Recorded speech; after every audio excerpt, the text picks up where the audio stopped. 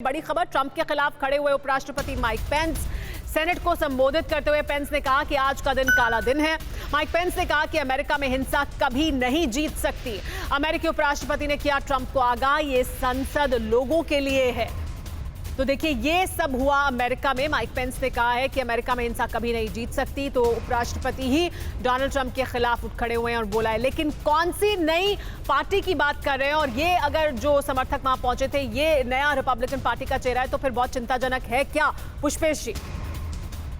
मुझे लगता है बिल्कुल ही चिंताजनक ही नहीं, बहुत डरावना चेहरा है। और जो बात जसदीप जी कह रहे हैं उससे सहमत होना बिल्कुल कठिन है। मुझे लगता है कि जिस तरह के भड़काऊ विस्फोटक बयान ट्रंप ने दिए और देते रहे वो पिछले 4 साल में, उन्होंने व्हाइट सुप्रीमेसी को इनकरेज किया है, क्रिश्चियन इवेंजलिज्म को इनकरेज किया है, गन लॉबी को इनकरेज किया है। और उसके बाद जो कल लोग आए, अगर यही अमेरिका की नई रिपब्लिकन पार्टी है तो ये अमेरिका के लिए तो चिंता का विषय है ही, बाकी दुनिया के लिए भी चिंता का विषय है।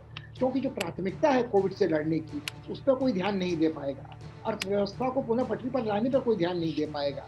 जो ये जातीय नस्लवादी हिंसा और धार्मिक उन्माद फैलेगा और जो स्वच्छंदता निरंकुशता का माहौल है, मेरे ख्याल में उस सब से अमेरिका को तो नुकसान होगा ही होगा, मगर बाकी दुनिया को भी चिंतातुर होने की जरूरत है। और निश्चित रूप से ये बहुत भयावह है। जी, जस्टिस सतीश चंद्र जी, ये जो बात हो रही है बार बार कि पार्टी में तो पहले से ऐसे बहुत लोग थे जो डोनाल्ड ट्रंप के खिलाफ थे, उनके जो विरोधी पार्टी डेमोक्रेट्स वो तो उनके विरोध में थे ही, मीडिया भी उनके खिलाफ था, तो यानी सब उनके खिलाफ थे और वो सबके सामने उनको लगातार चुनौती दे रहे थे डोनाल्ड ट्रंप। इसको किस हद तक समझा, इस तर्क को कैसे समझा जा सकता है? जुदा जी, आपने जो आज कहा कि उनको विनर सर्टिफिकेट मिल गया है सीनेट के उसके अप्रूवल के बाद, जो है उनका कांग्रेस से अप्रूवल के बाद वो साइन किया गया है वाइस प्रेसिडेंट के द्वारा, जो माइक पेंस हैं उनके द्वारा साइन वो किया गया है। अभी आपके सामने होता कि आगे क्या होगा, क्या उनको हटाया जा सकता है डोनाल्ड ट्रंप को? तो मैं आपको कॉन्स्टिट्यूशनल पोजीशन बता दूं। अमेरिका की कॉन्स्टिट्यूशनल पोजीशन है आर्टिकल 25, जिसको बोलते हैं कि उसके अंदर उसको हटाया जा सकता है। उसकी बैकग्राउंड ये है कि ये 63 के अंदर 1963 के अंदर इंट्रोड्यूस हुआ और 67 में पास हुआ। और सिचुएशन क्या थी कि उस टाइम पे JF कैनेडी जो थे वहां पर प्रेसिडेंट थे, उनको एकदम गोली मार दी गई। और खबर ये भी आई कि जो वाइस प्रेसिडेंट है लिंडन जॉनसन, उनको भी वो घायल है और वो भी सीरियस कंडीशन में है। अब क्राइसिस थी कि कंट्री कैसे चलेगा।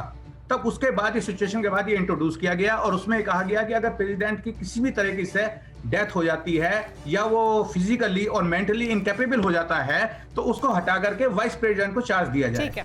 इस टाइम जो है मतलब प्रेसिडेंट का इलेक्शन दोबारा नहीं होता वहां, वो सीधा वाइस प्रेसिडेंट को चार्ज दे दिया जाता है और वही प्रेसिडेंट हो जाता है। प्रेसिडेंट का जो भी उसको कहना चाहे, तो वो सिचुएशन वहां पर थी। और ये कब होगा? जब कैबिनेट रिकमेंड करेगी और वाइस प्रेसिडेंट अप्रूव करेगा।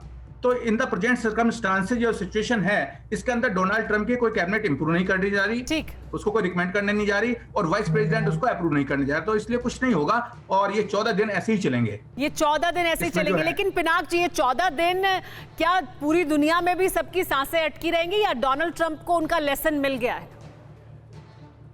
मुझे लगता है बाकी 14 दिन शायद वो कुछ ना करे, पर वो अपना जो पर्सनल एजेंडा है, बहुत लोगों को वो माफ कर देंगे, कुछ कम्यूटेशन करेंगे सेंटेंसेस की, कुछ अवार्ड्स वगैरह दे देंगे जो उनके साथ भी जमे हुए हैं। पर व्हाइट हाउस से तो मतलब रेजिग्नेशंस वगैरह शुरू हो गए हैं। तो the writing is on the wall, I think इसमें तो कोई शक नहीं है। तो मुझे नहीं लगता कि अब वो खास वो कुछ कर पाएंगे।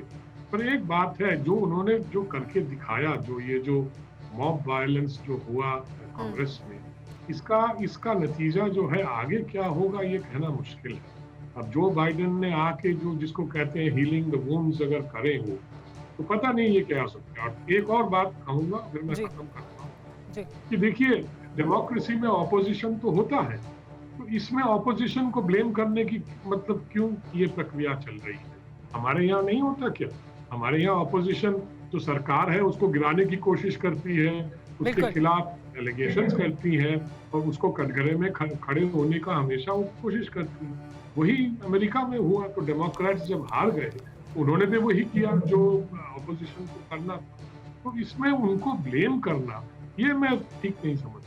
मतलब उसको उसकी वजह से आप अपने एक्शंस को जायज नहीं ठहरा सकते कि आपके खिलाफ क्योंकि ये साजिशें हो रही थी इसलिए आप ऐसा कर रहे थे। वो तर्क नहीं दे सकते डोनाल्ड ट्रंप अपने डिफेंस पे या उनके समर्थक।